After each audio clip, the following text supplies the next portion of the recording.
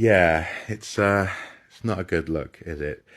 The use of the Titanic for an inflatable plaything, a disaster where just over 1,500 people died, isn't great. But it does remind me of a couple of things, and it does raise a key question. First of all, when we went to the Titanic experience in Belfast, I found it personally distasteful that they were selling rubber duckies with the White Star Line uniform cap. I think they also had a jacket as well. Something that floats, commemorating something that famously didn't. That was a bit sort of on the nose for me. I suppose I'm reminded of Chernobyl tourism there, disaster tourism, a less a less specific and focused disaster, perhaps, that was drawn out over a much longer period of time, but still entertainment coming out of trauma and horror.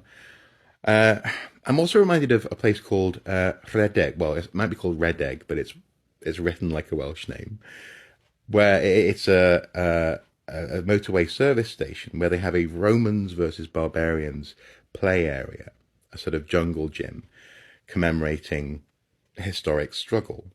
In fact, it's almost prehistoric, given that it is essentially an Iron Age conflict, Romans versus the Celts or the Picts or whoever. Uh, but again, there's no specific focused night of horror such as the Titanic sinking. Combat, for example, on Hadrian's Wall was relatively rare, as far as we can tell. The Northeast transitions from one set of farmers into a continuing farming landscape fairly seamlessly.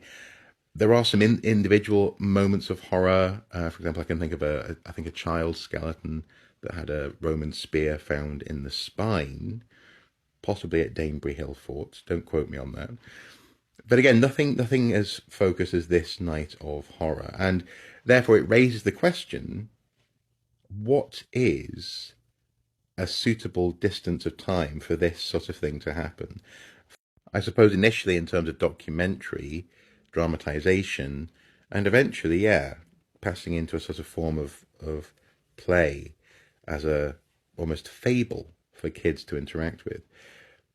That is a big question, and I'm not sure this got it right.